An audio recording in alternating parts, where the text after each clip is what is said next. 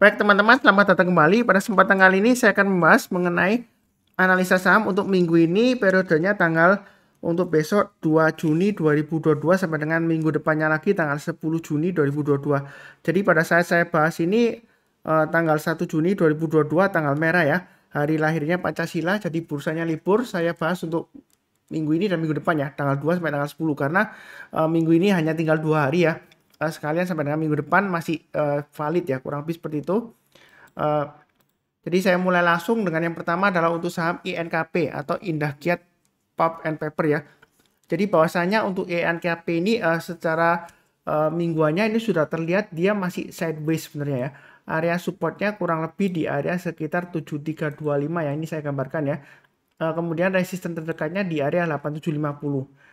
Kalau Anda mau buy INKP sekarang sebenarnya sih boleh-boleh saja ya, karena dia ini sideways-nya dengan support 7325 sejauh ini masih cukup kuat ya, seperti itu ya. Jadi kalau mau buy bertahap aja, kalau dia naik setiap lipatan Rp50 atau Rp100 boleh tambah lagi atau average up ya. Resisten terdekatnya di 8750. Kalau misalnya nggak mau buy sekarang, mau tunggu buy on weakness boleh ya, tunggu di 7325 ya. Jadi artinya buy on weakness itu kalau dia koreksi, kemudian berhasil rebound atau mantul ke atas, di sana kesempatan kita untuk buy. Atau sekalian kalau ini kan di tengah-tengahnya tanggung ya, kalau mau sih buy high, share higher ya. Jadi kita buy high di 8750 ke atas, kita buy sell-nya higher ya. Jadi kalau dia naik ke atas 8750, buy, naik ke atas 9275, tambah lagi atau average up, target price berikutnya di 10.275 ya. Jadi apakah ketinggian Pak Sunar kalau kita tunggu 8750 ke atas baru sampai enggak juga sih, karena dia masih sideways. Sideways-nya ini dia masih tergolong di bawah ya. Karena dulu di masa kejayaannya awal-awal 2021 yaitu dia sampai 15.550 ya. Kemudian koreksi di bawah ya. Ini koreksinya sampai tajam sampai 6.200. Jadi sebenarnya kita nggak terlalu jauh sih kalau kita mau tunggu buy high sell higher boleh aja. Atau buy sekarang, kalau naik kita tambah lagi atau average up juga boleh, atau tunggu di area buy on weakness lagi 7325. Jadi kurang lebih seperti itu untuk INKP. Kalau dari daily chartnya, ini sebenarnya kalau yang ngikutin saya ya, untuk INKP sudah saya bahas ya, area buy on weakness-nya sudah lama saya sebutkan 7875 dan 7550 ya. Jadi naik ke atas 7550 buy, naik ke atas 7875 tambah lagi. Memang di sini Pak Sunar ternyata gagal. Kalau gagal ya mungkin bisa pasang trade stop ya, jual dulu ya. Nah di sini kalau dia berhasil naik lagi ya kita buyback ya, seperti itu ya. Jadi dia sudah mulai rebound di sini, testing area 8250 dan dia pas ditutup di 8250 ya. Ini saya gambarkan sebelumnya pakai swing high di sini ya. Jadi kalau yang sudah punya mau pasang trailing stop ya boleh-boleh aja, pasang aja di 8075, maksimum di 7875. Kalau yang nggak berani buy sekarang, kalau misalnya wah Pak Sunar saya tunggu aja buy on weakness ya, tunggu aja di 7875. Artinya kalau dia misalnya turun koreksi di bawah 7875 atau maksimum di 7550, kalau dia berhasil rebound atau mantul, di sanalah kesempatan kita untuk buy ya. Atau kalau misalnya nggak dikasih, kita buy high sell higher. Jadi kalau dibuka besok ya 8.300 ke atas kita boleh buy-nya bertahap aja, setiap kelipatan Rp50 atau Rp100 kita tambah lagi atau average up ya, seperti itu ya. Jadi ini MA20-nya sudah mulai mengarah ke atas, harganya sudah breakout jauh di atas MA20 ya. Jadi sebenarnya untuk INKP ini peluangnya masih cukup bagus ya, kenaikannya. Belinya bertahap aja, jangan terlalu agresif tapi jangan terlalu takut-takut juga ya. Kurang lebih sih strateginya seperti itu untuk INKP. Berikutnya untuk weekly chartnya untuk Tekim ya. Jadi dia baru saja minggu ini rebound ya. Kalau kita perhatikan di sini, ini area supportnya yang dia tembus sebelumnya 6725 ya. Jadi dia baru saja breakout dari resistennya ya, atau sebelumnya support ya, karena dia breakdown jadi sekarang resisten ya. Dia baru saja breakout ke atas, jadi ini fungsinya sekarang jadi support lagi ya. Jadi selama di atas 6725 sebenarnya untuk Tekim ini masih cukup bagus peluangnya untuk naik, testing area 7925, kemudian berikutnya resistennya sekitar area 9000 ya. Jadi Tekim ini memang fluktuasinya tinggi ya. Jadi jangan kaget kalau sudah naik kemudian pullback lagi Pak Sunar.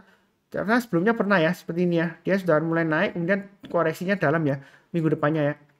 Jadi selama di atas 6725 masih cukup bagus. Buy-nya bertahap aja ya. Kalau dia berhasil naik lagi ke atasnya ini ya, 7.200 boleh tambah lagi atau average up, target price berikutnya di 7925, berikutnya lagi di 9.000 ya. Kurang lebih seperti itu untuk Tekim ya. Ini secara weekly-nya support resistennya. Kemudian kalau dari daily chart-nya ini sudah pernah saya gambarkan juga ya. 7275 adalah resisten terdekatnya. Kalau yang mau buy sekarang itu sebenarnya ada dua pilihan. Tunggu saja area buy on weakness di 6775 ya. Artinya kalau misalnya dia pullback atau koreksi ya, saya nggak mendoakan koreksi, sudah naik saya nggak mau doakan ya. Tapi misalnya ya, kalau dia koreksi berhasil rebound atau mantul ke atas, disinilah kesempatan kita untuk buy.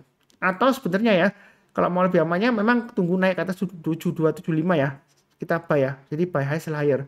Jadi kalau kita bicara mengenai trading di saham ya, itu strateginya ada dua ya, buy low sell high atau buy high sell higher. Kadang-kadang kalau kita beli di agak ke atas ya, itu sekalian tunggu breakout resistance-nya kita buy ya. Jadi strateginya buy high sell higher. Atau kalau kita misalnya takut ya buy on weakness ya. Kalau nggak dikasih ya kita buy high sell higher. Kalau dia berhasil naik ke atas 7275 maka dia akan menguji level resistennya saya gambarkan ya, garis-garisnya kurang lebih ya. Jadi saya pakai acuan yang terdekatnya 7625, kalau dia berhasil naik lagi, kalau mau tambah lagi silakan. Target price berikutnya 7925 dan berikutnya lagi di 8100. Ini support resistennya dari daily chart-nya untuk TKIM ya. Jadi memang fluktuasinya tinggi. Jadi jangan kaget kalau misalnya wah Pak Sunan naik tinggi tiba-tiba koreksi, karena ini pernah seperti itu ya. Naik tinggi besoknya masih naik high terus kemudian koreksinya dalam ya, seperti itu ya. Jadi secara trennya memang masih downtrend ya, walaupun 2 hari ini dia sudah mulai rebound ya. Jadi baiknya bertahap aja, jangan terlalu takut tapi jangan terlalu agresif ya. Maksud saya seperti itu ya. Kalau naik kita tambah lagi, tapi kalau turun jangan di average down, pasang trading stop dan stop loss ya, seperti itu ya. Kurang lebih cukup. Berikutnya untuk Cepin, dia sudah mulai rebound Pak Sundar. Sebentar, kalau nggak salah seingat saya Cepin ini dia dalam waktu singkat ada aksi korporasi pembagian dividen ya. Saya coba cekkan ya. Bentar, corporate action tanggal 2 Juni ya, itu cum date-nya ya 108 ya. Jadi mungkin pertanyaannya, Pak Sunar, ini naik apakah karena pembagian cum date dividen ya, gitu seperti itu ya. Sebenarnya untuk Cepin ini trennya masih downtrend ya, walaupun dia rebound-nya lumayan kencang ya, seperti itu ya. Kalaupun Anda mau buy ya, kalau kita mundur ke belakang di sini ya, sebenarnya kalau masih di bawahnya 5.550 ya, itu paling cepat ya, atau di bawahnya 5.700 itu masih resiko ya. Jadi kalau mau buy, kalau mau tunggu amannya ya tunggu naik ke atas 5.550 ya, atau tunggu di area buy weakness 5.250 lah. Tapi buy on weakness itu dalam arti kalau dia koreksi kemudian berhasil rebound atau mantul ke atas barusan kita buy ya, seperti itu ya. Memang Cepin saya sudah pernah sharekan di grup saya ya, grup kecil ya, saya sudah buy ya dari awal ya, spekulasi buy on weakness ya, seperti itu ya. Jadi memang saya kalau saham yang downtrend ya, kadang-kadang saya memang beli, tapi saya kalau beli saham downtrend saya stylenya tunggunya ke atas, belinya ke atas bukan ke bawah ya. Kadang-kadang kan ada orang yang strateginya kalau dia turun ya, turun lagi di average down lagi, turun lagi di average down lagi ya, seperti itu ya. Tapi kalau sahamnya masih downtrend, kita di average down itu resikonya besar ya. Malah lossnya makin banyak ya rupiahnya. Mungkin average-nya turun, tapi kan nilai loss rupiahnya makin besar kalau Anda average down terus. Jadi kalaupun sahamnya downtrend, biasanya saya belinya sedikit, nyicil ya. Saya mark. Kalau naik saya tambah lagi atau average up, tapi kalau turun saya nggak average down. Pasang stop loss atau trading stop ya, seperti itu ya. Jadi strateginya kalau mau buy tangkap pisau jatuh ya, boleh dikatakan ini tangkap pisau jatuh sih karena masih downtrend. Walaupun ini hijaunya tebel Pak Sunar, iya tahu, tapi kalau kita perhatikan mundur ke belakang ya, selama di bawahnya 5.700 untuk Cepin ini dia masih resiko turun lagi ke bawah ya. Ya bukan berarti saya mendoakan jelek, enggak ya.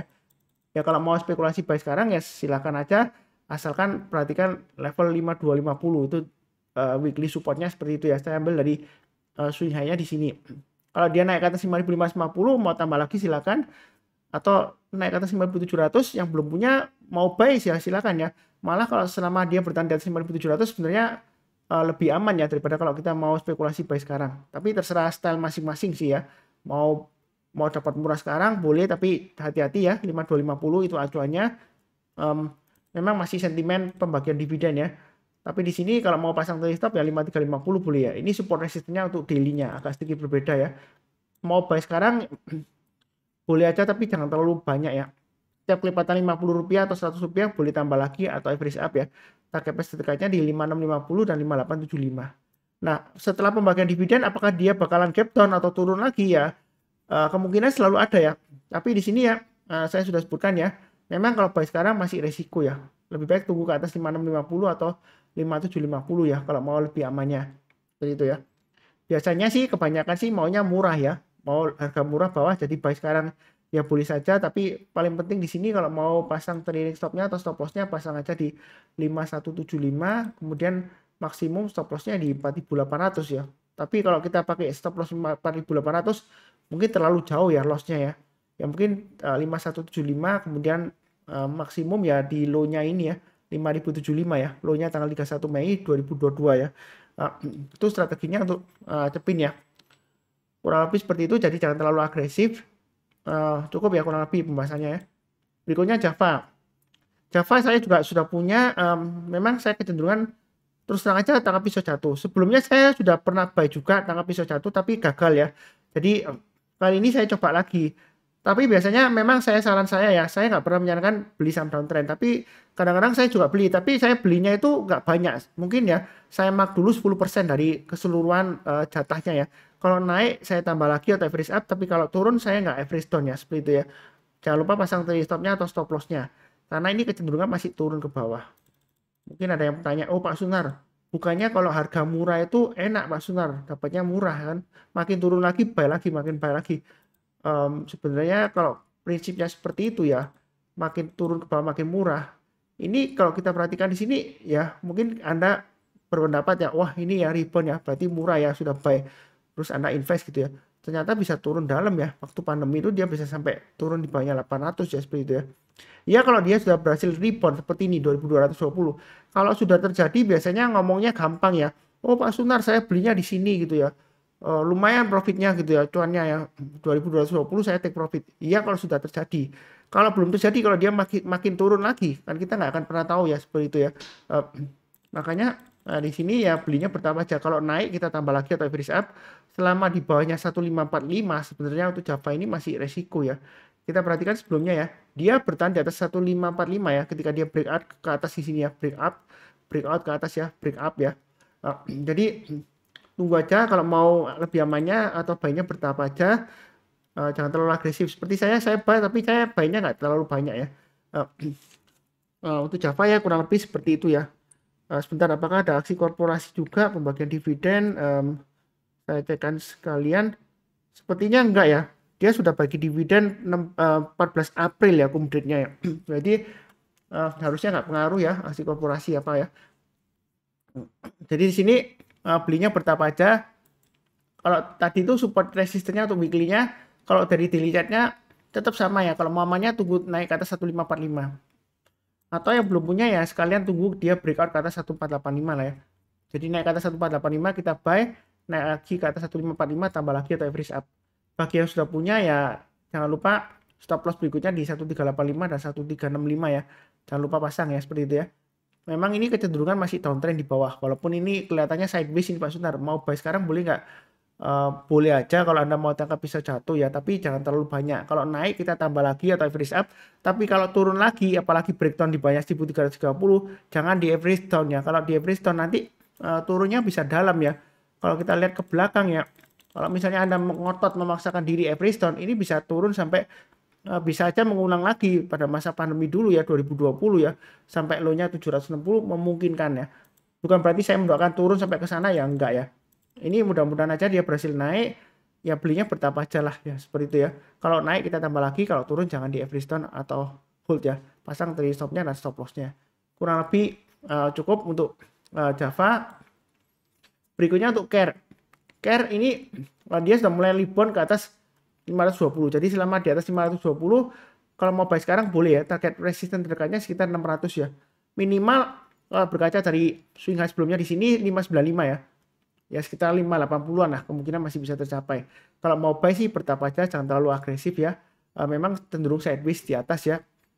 Nah kalau kita lihat dari garis-garisnya di sini sudah saya bahas juga ya.